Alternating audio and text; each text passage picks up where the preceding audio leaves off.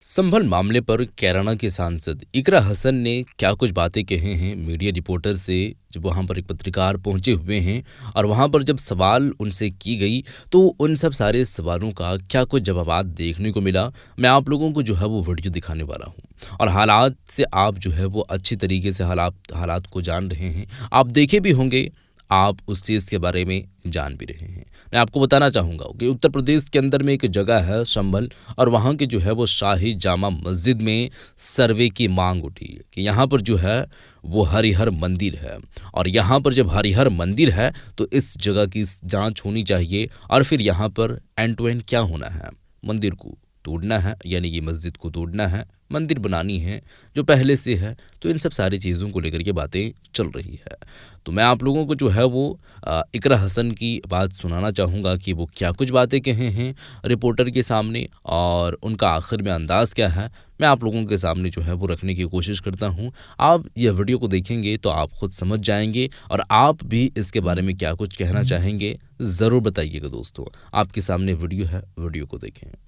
हमारे साथ है कैराना की सांसद इकरा हसन। संभल की जो घटनाएं हुई, क्या कहेंगे आप?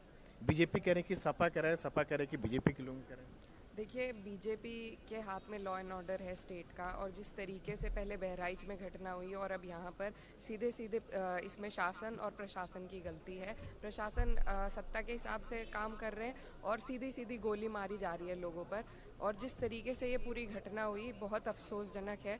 और जितना भी आज कॉन्स्टिट्यूशन डे हम मना रहे हैं और एक तरफ हमारी जो उत्तर प्रदेश की सरकार है वो लगातार कॉन्स्टिट्यूशन की धज्जियां उड़ा रही है, तो बहुत सोचने की बात है, बहुत गंभीर विषय है और सही बहुत है। मन दुखी है इस घटना से। वो ये कह रहे हैं कि सपा के लोग कुंदरकी में खास तौर से जिससे हार हुई है, सपा की जो हार हुई वो पचा नहीं पा रहे हैं और जानबूझ के सुनियोजित तरीके से जो है ऐसे हालात पैदा कि संभल में देखिए, जहाँ जिस सीट की वो बात कर रहे हैं वहाँ पर जो डेमोग्राफी है आबादी की, उस पर कैसे भाजपा जीत गई है ये भी एक सोचने का विषय है। वहाँ पर भाजपा के जीतने का कोई औचित्य नहीं बैठता।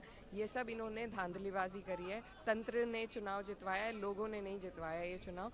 और उसके बाद ये जो घटना हुई है, जो कोर्ट का आदेश था, उसके आड़ में आप पूरे शहर में आप आग नहीं लगा सकते। और एक बार सर्वे हो चुका था, दोबारा सर्वे की टीम गई, वो सर्वे की टीम के साथ नारे लगाने वालों का जाने का तो कोई मतलब नहीं था। कहाँ पे था प्रशासन? क्यों नहीं पुलिस ने उन पर रोक लगाई? क्यों इस तरीके से नारे लगाने दिए वहाँ पे? और भीड़ तंत्र को लेकर सर्वे टीम का जाने का ये तो कोई तरीका नहीं है। तो ये खुद चाह रहे हैं, एक बार जब शांति प्रिय तरीके से सर्वे हो गया था, ये खुद चाहते हैं कि दंगे भड़के इस तरीके से मामला हो और ये फिर अपनी मनमानी वो ये कर कह रहे हैं कि कुछ लोग जो है चेहरे में ढक के जो है पृथ्वी ने जो है खासो सुनियोजित तरीके से इस तरह का उत्पात मचाया।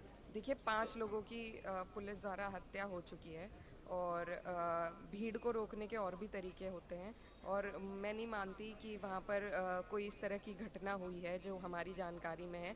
लोग ज़रूर विरोध में गए थे, क्योंकि जब आप नारेबाजों को संरक्षण दे के साथ लेकर जाएंगे तो दूसरी तरफ वाले लोग भी विरोध कर सकते हैं। ये भी संविधान में दिया हुआ है कि हम शांति प्रिय तरीके से अपना विरोध दर्ज करा सकते हैं। लेकिन ये सोची समझी साजिश है और इसमें पूरा का पूरा सरकार का हाथ जो है। संभल के आपके पार्टी के सांसद हैं उनको पहला आरोपी बनाया गया है।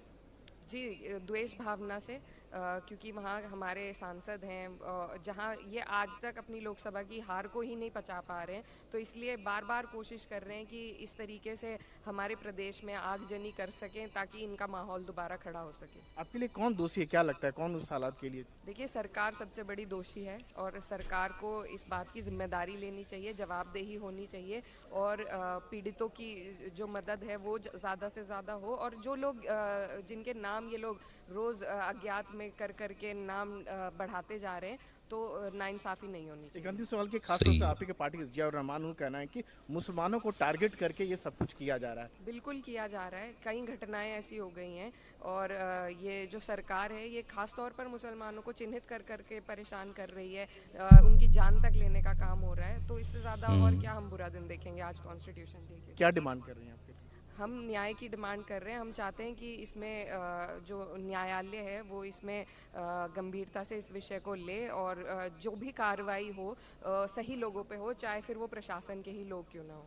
सही है। तो ये वीडियो आप लोग देख चुके हैं, छोटी सी वीडियो थी। इकरा हसन की कुछ राय हैं और ये राय मशवरा लोगों के सामने देते हुए नजर आई हैं। सीधे सीधे तौर पर इनका यही कहना है कि पुलिस प्रशासन का यहाँ पर मैं दोषी ठहराऊंगा, क्योंकि यहाँ पर जो है वो सत्ता में बैठे हुए जो केंद्र सरकार हैं और उन्हीं के विचारधारे के जो लोग हैं, तो उन्हीं के विचारधारे के लोग अगर इस तरीके से काम करेंगे तो अंजाम ऐसा ही होना है। यानी कि अगर कानून अपने हिसाब से कानून को अपने हाथ में लेते हुए और उसी के दायरे पर चलते हुए नजर नहीं आएंगे तो फिर ऐसा ही होगा। कानून ने जिस बात की इजाज़त दी है, जैसे करने के लिए कहा गया है, जो चीज़ को एक्शन में लेने के लिए कहा गया है, अगर वो चीज़ का जो है वो उल्लंघन किया जाएगा और उस चीज़ का पालन नहीं किया जाएगा, अगर लोगों को धमकाना ही था, डराना ही था, लोगों की भीड़ जो है वो उकसा रही थी और उकसाहट में अगर इस तरीके से मामलात पेश आया तो उसको रोका कैसे जाए विदाउट जो है वो, यानी कि सबसे पहले तो गोली को छोड़ करके हम कैसे रोकेंगे उस बात पर जो है वो नज़र डालनी चाहिए थी। लेकिन यहाँ पर मामला क्या हुआ कि गोली चलाई। अब गोली जब चलाई तो ऐसे करके चलाई। गोली जब चलानी थी तो नीचे चलानी थी ताकि लोगों की चोट ना लगे, लेकिन ऐसा हुआ 5 लोगों की जानी गई। बहरहाल आप इस मामले में क्या कुछ कहना चाहेंगे ज़रूर बताइएगा और इस वीडियो को शेयर आप ज़्यादा से ज़्यादा कर दीजिएगा दोस्तों, ताकि लोग भी जान सके और हालात वहाँ का क्या है वो भी आप लोग जानते हैं। मिलते हैं एक और नई वीडियो के साथ, तब तक के लिए खुदा हाफिज़।